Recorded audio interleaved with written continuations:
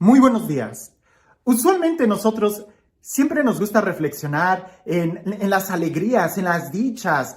Siempre preferimos escuchar alguna historia que nos llene de inspiración. Casi rehusamos escuchar dolores o tragedias. Y más cuando estos, de una u otra forma, nosotros somos los protagonistas. Por ejemplo, en la Sagrada Escritura casi siempre nos enfocamos en las victorias y en los éxitos de los profetas, ¿verdad? Cómo ellos alcanzaron la bendición de Dios, cómo ellos alcanzaron la promesa, cómo ellos lograron ser fieles en cada momento de su vida. Pensar, por ejemplo, en Jeremías, en Job, en Moisés, en Abraham, pero también podemos nosotros pensar en todo lo que sufrió Jeremías, en todo lo que sufrió Job, no se diga Moisés, todo lo que tuvo que pasar Abraham en su travesía hasta poder ver el inicio de lo que era la promesa de Dios cumplida en su vida. Ahora imagina por un momento todo lo que ellos tuvieron que sufrir para poder alcanzar la victoria. Ahora imagina por un momento lo que la Virgen María tuvo que sufrir para poder contemplar a su Hijo resucitado, para poder ser fiel a la encomienda que se le estaba dando. Pues si Moisés tuvo que pasar por mucho, si Abraham tuvo que pasar por mucho, ahora imagínate la docilidad y los sufrimientos que María tuvo que aceptar al decir sí.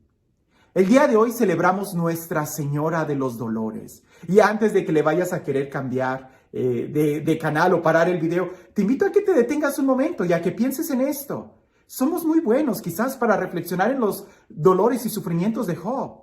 Pero ¿qué tal los de María? Y alguien pudiera decirme, bueno, pero es que los sufrimientos de Job sí están escritos claramente en la Sagrada Escritura. Bueno, ¿y que los de María no? ¿No le fue a María anunciado, profetizado que incluso una espada le iba a atravesar su corazón? ¿Qué clase de sentimientos crees que haya tenido María al encontrarse a su hijo en el camino al Gólgota? ¿Qué clase de sentimientos crees que haya tenido María o con qué dolor pudiéramos comparar el ver a su hijo clavado en la cruz? Y tú pudieras decir, pero es el Hijo de Dios. Pues precisamente el hijo que le encomendaron a ella, de su propia carne, porque fue engendrado en ella. Hoy que celebramos Nuestra Señora de los Dolores, quiero que más que solamente enfocarnos en una imagen, tratemos de ver cómo logró ella permanecer de pie ante la cruz. Cómo ella logró poder estar fiel en los momentos de sufrimiento. Sí, reflexionamos mucho como Jeremías, como Job, como Moisés, como Abraham. Pero, ¿y María? Si los dolores de María debieron de haber sido mucho más grandes que cualquier otro sufrimiento de los profetas, pues de una u otra forma el corazón de ella estaba puesto en esa criatura, en ese niño, en ese su hijo, que también es hijo de Dios. Y a María, al entregarle o al decirle, ahí está tu hijo, es porque de una u otra forma Jesús está abrazando toda la humanidad. Y si efectivamente todos nos tenemos que asociar a Jesús como nuestro hermano y lo tenemos que recibir y tenemos que recibir su sangre como nuestra sangre, pues de una u otra manera hay que saber que es la sangre también de María. Pero sin idealizarla, porque algo tenemos que tener muy claro, María no es Dios. Jesús es Dios, María no. Por eso decimos que María es la madre de Dios. Desde los primeros cristianos ya la llamaban la Theotokos, es decir, la madre de Dios. María no es Dios, pero lo engendrado en ella es Jesús y Él es Dios. María es la única que le puede decir a su hijo, criatura y creador mío, porque es el Verbo quien la creó a ella y es ese Verbo el que se engendró en ella. Pero hablemos de los dolores de María por un momento. Hay muchas tradiciones, incluso hay un rosario de los 7 dolores de María. Y es ahí donde pudiéramos nosotros meditar un poco en cada dolor y ver cómo María logró permanecer de pie y llevar a cabo la misión que le fue concedida. El primer dolor, claro, pudiéramos decir muchísimos, pero el primero bien claro es precisamente en esa profecía que le dice, una espada va a atravesar tu alma, ¿verdad? Y habla de un dolor, ¿verdad? En ese momento la profecía de Simeón está hablando de que sí, María, se te ha encomendado una gran tarea, ser la madre del Salvador, pero ¿te das cuenta de lo que eso va a significar para ti? Y es que efectivamente, cuando a nosotros se nos encomienda una gran tarea, hay grandes dolores, grandes sufrimientos. Si mi trabajo es subir una montaña, mientras más alta sea la montaña, más trabajo voy a tener yo que padecer. El sufrimiento de María, por eso algunos lo han llamado la corredentora, porque sufre con Jesús. No porque ella nos dé la salvación, hay que tener cuidado, porque muchas veces nosotros transgiversamos o doblamos las palabras y eso crea mucha confusión. No, María nos salva, pero es a través de ella que la salvación nos llega. Y de una u otra manera pudiéramos decir que es a través de los dolores de María que Jesús también llega a nosotros. Si los dolores de Abraham lo hicieron permanecer fiel y la promesa llega hasta nuestros días, ahora imagínate la fidelidad de María y los dolores que ella tuvo desde ese momento. Ahora, toda la vida de María ha sido un peregrinar. En ese momento, cuando recibe esa profecía, dice el texto que ella conservaba todas esas cosas en su corazón. Y eso es muy importante para nosotros, aprender a conservar en nuestro corazón la palabra de Dios. Porque muchas veces, cuando estamos muy emocionados, cuando estamos muy contentos y que se nos dice, hey, si quieres servir al Señor, prepárate para la prueba, nosotros decimos, sí, pero se nos olvida que se nos advirtió. Y cuando viene la prueba, nosotros escapamos, huimos o no perseveramos. María nos enseña que ella no fue ninguna ilusa. Ella guardaba en su corazón todo el mensaje completo, que también iba a tener que pasar mucho dolor. Por eso cuando llega el dolor, ella logra estar de pie porque ella recordaba en su corazón que le fue anunciado, tal como le fue anunciado. El segundo dolor es la huida a Egipto. El escapar porque sabes que te quieren matar no es ninguna buena aventura. El saber que están incluso queriendo matar a tu propio hijo, eso es suficiente para que no puedas dormir en paz. El ir a Egipto, ahí habla también de todo un dolor, de una angustia, pero también habla de toda una providencia, de que fue precisamente la palabra de Dios a través de un ángel a José, que le fue advertido eso. Y a pesar de que estaban en un dolor, ella sabía que cumpliendo la palabra de Dios, evitaban un dolor mayor, que mataran a su hijo. Volvemos a encontrar la palabra de Dios en la presencia de María. El tercer dolor es cuando el niño se pierde en el templo. Indudablemente, imagínate la angustia que deben de haber pasado. En otro momento ya hablé lo que significaba o cómo pudo eso suceder por las caravanas donde se separaban hombres y mujeres para poder hacer esos viajes largos y los niños podían moverse de un lado a otro y pues efectivamente entre uno y otro pensando que estaba con uno o con el otro, el niño se quedó en el templo. Cuando van y lo encuentran, las palabras de Jesús, María vuelve a guardarlas en su corazón. Entonces, encontramos a una mujer que está escuchando, que es dócil a la palabra de Dios, que en los momentos de sufrimiento, ella no acude a la queja, a la crítica, estalla en cólera, o qué sé yo, qué otros remedios. Ella acude a la palabra de Dios que guarda en su corazón, no que guarda en un librero, sino que la guarda en su corazón. ¿En dónde guardas tú la palabra de Dios? El cuarto dolor de María, que el Evangelio nos relata cuando se encuentra con Jesús camino al Gólgota. Y ahí, de una u otra forma, nosotros pudiéramos ya imaginar lo que estaría pasando en el corazón de María. Llegó el momento, ese era el momento.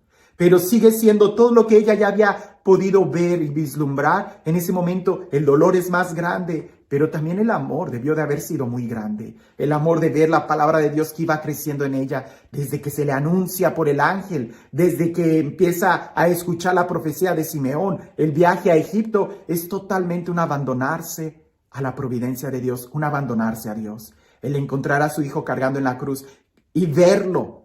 Y yo creo que ahí es lo impresionante, el ver cómo él iba cargando la cruz.